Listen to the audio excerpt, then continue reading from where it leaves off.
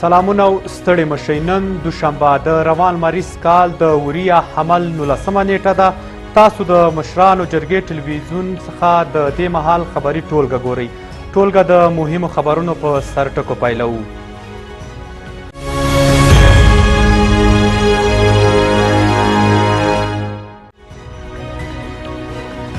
د سولې په تړاو له پیل شوو هڅو د زلمي خلیزات خوشبیني.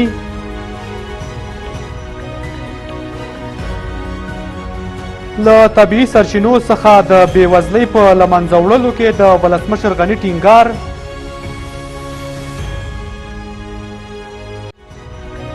او په ایران کې د وروستیو سیلابونو له کبله مالي او ځاني زیانونه.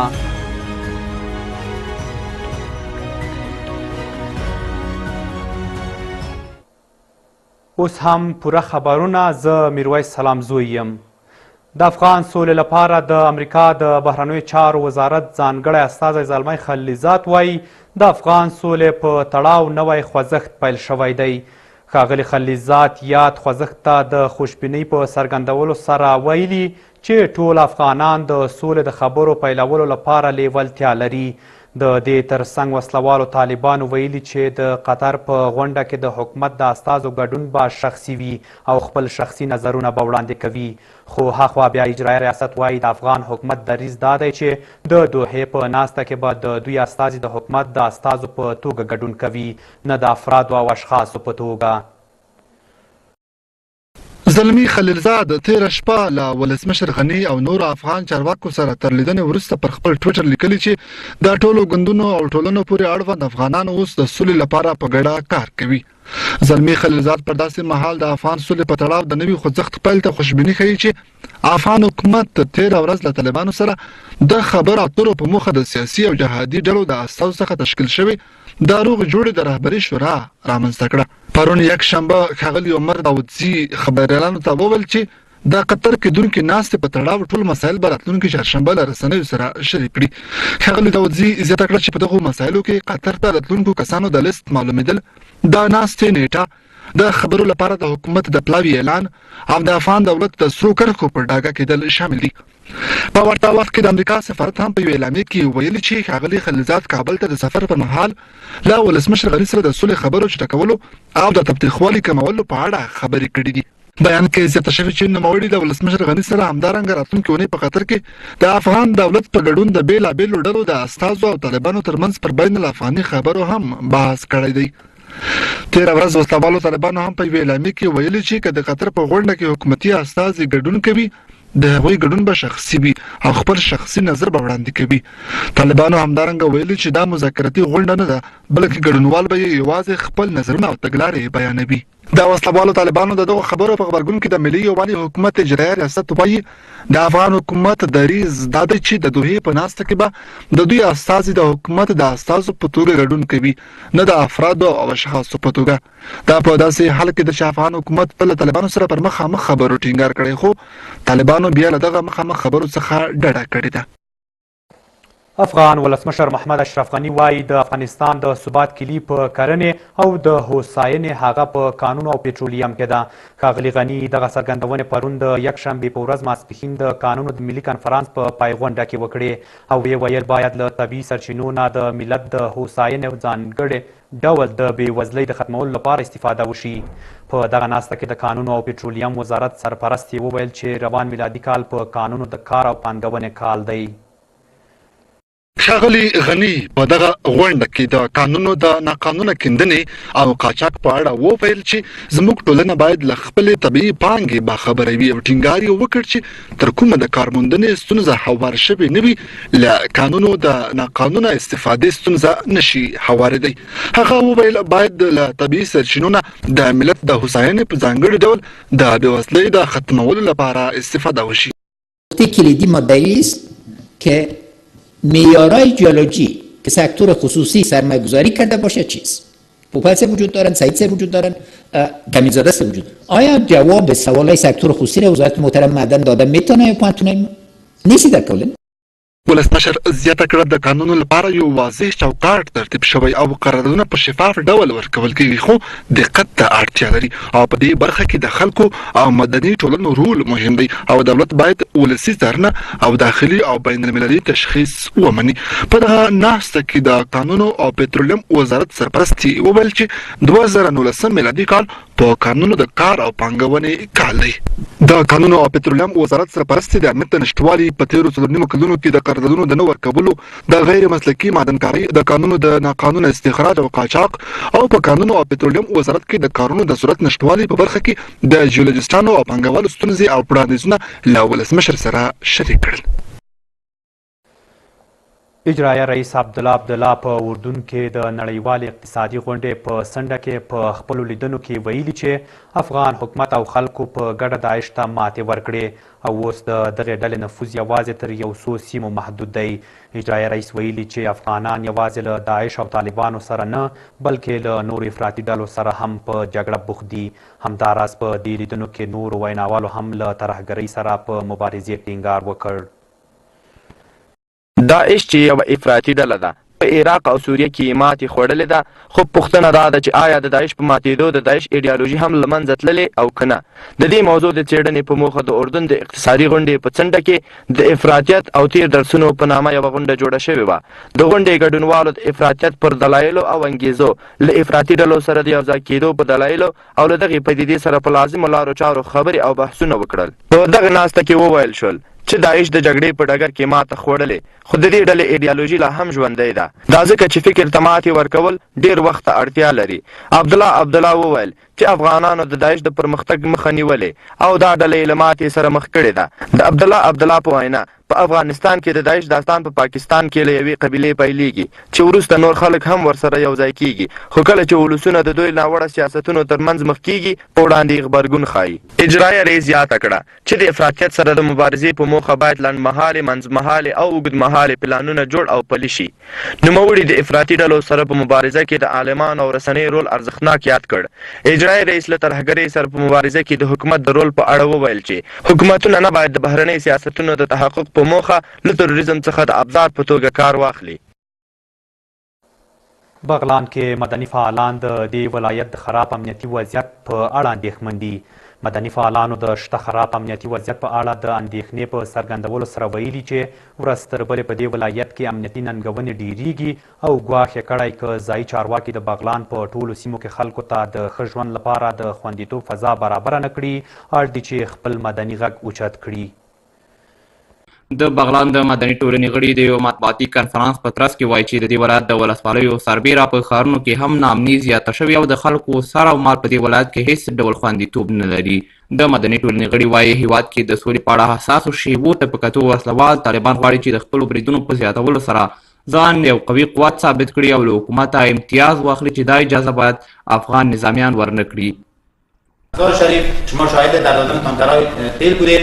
در ضمن از اون پایه‌های برق ما مسئول نیست، هر لحظه احتمال انفجار پایه‌های برق میره و از تهدیدهای امنیتی بعد زیاد شده که مردم کاملا نگران هستند از وضعیتی که موجود است.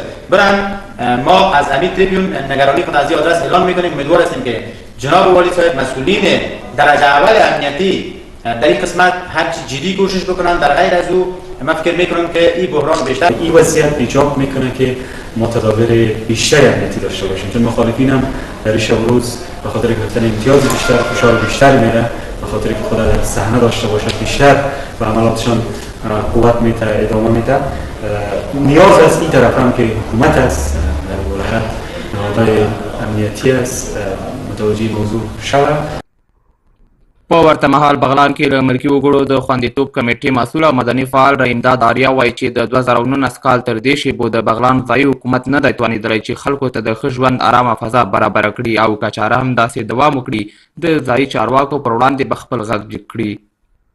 و خیلی متاسفانه بگویم که دولت قوانین امنیتی بغلان بالاخره نتوانستند در سال 2019 که تامین امنیتی خوبتر و بیشتر به شهروندان بکنند و شهروندان را در حفظ نگاه بکنند، در امن نگاه بکنند که همان وظیفه پلیس تامین امنیت شهروند هستند. در این عرصه خیلی ناموفق بودند.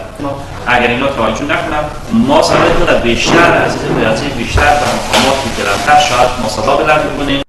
مدني فعالان وایي چې لا هم د بغلان ولایت په زیاتو سیمو کې د طالبانو د شتون سربیره د نامحصوره وسلوالو ډلو فعالیت او د چپي ډلګیو وسلوالې شکونې هغه څه دي چې خلک یې په اړه اندېښمن دي او حکومت یې په زیاتو هڅو سره په مخنیوي کې پاتې راغلی.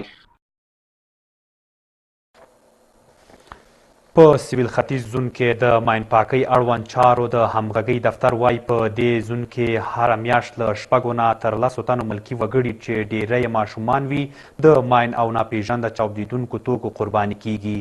دا په داسې حال کې ده چې په سیویل ختیځ زون کې د ماین پاکۍ عملي چارې کابو 20 کاله وړاندې پیل شوي خو لا هم د ماین پاکۍ اړوند ادارې نه دي توانېدلې چې په ماینونو پوښلې سیمې په بشپړ ډول ماینونه پاک کړي.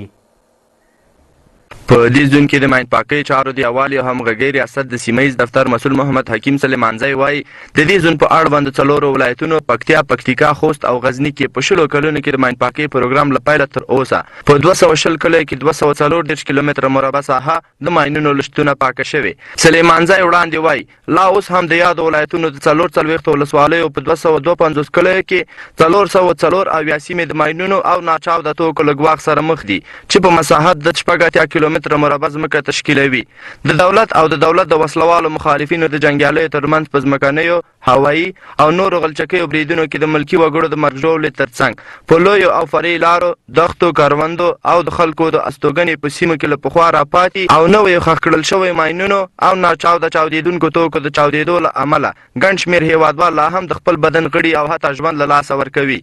په سویل ختیځ زون کې د ماین پاکۍ د چارو د همغږۍ دفتر لخوا خپاره شوي ارقام ښایي چې لا هم په دې زون کې هره میاشت له 6 تر 10 پورې ملکي وګړي د ماین قرباني کیږي چې اکثریت یې ماشومان جوړوي.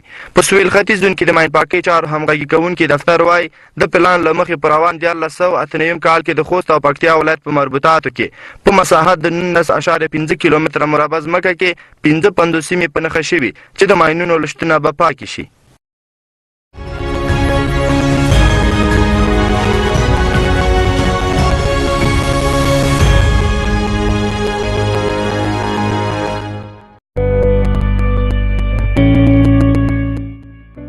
چارچوب نگاهی ما زمینی است، اما برآیند اندیشه ما جنبه آسمانی نیز پیدا می کند.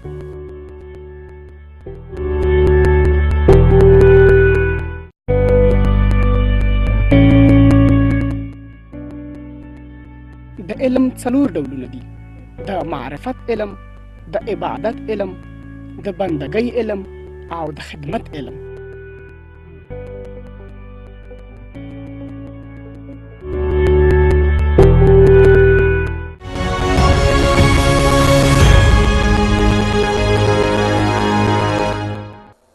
ښه راغلاست. دا هم بهرني خبرونه.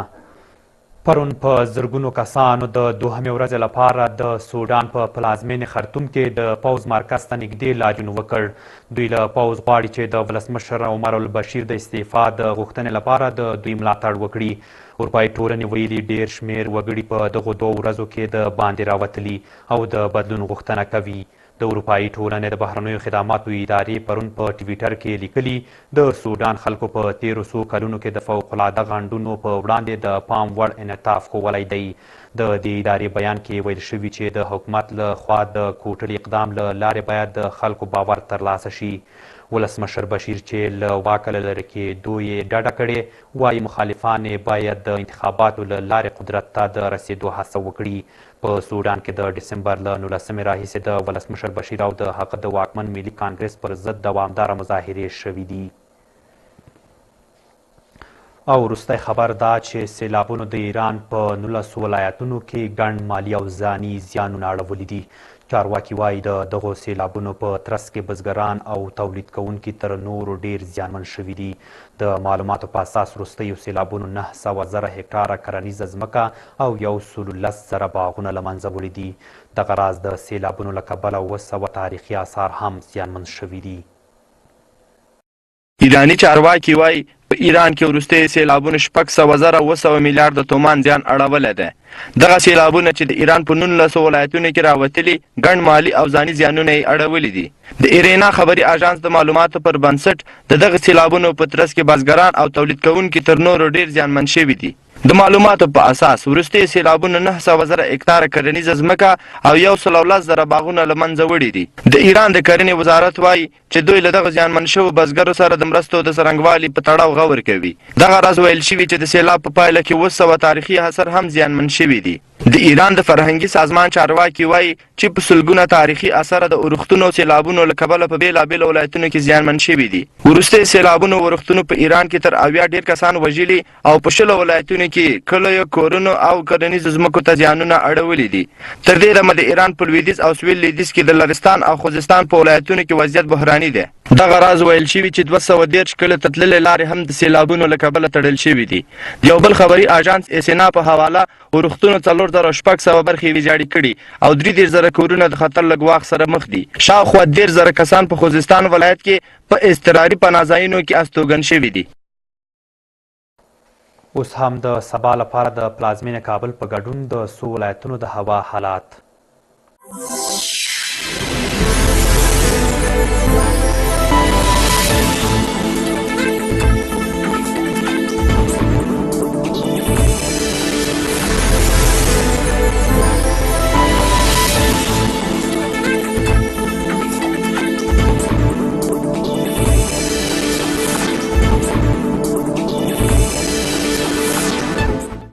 او دا هم د کابل په بازارونو کې د بهرنیو اسعارو پر وړاندې د افغانیو پیربیې.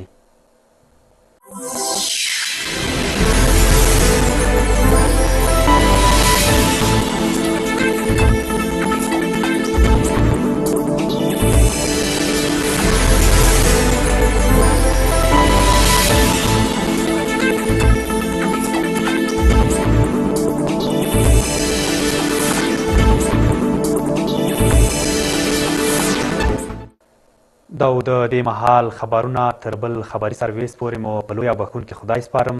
تر بیا ښې چارې.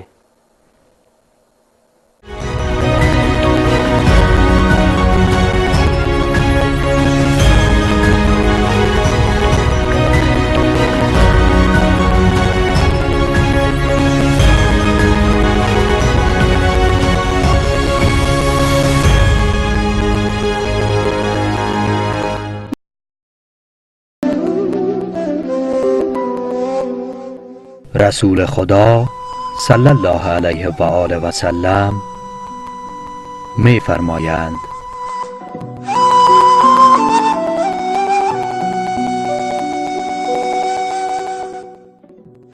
شهادت برترین مرگ هاست.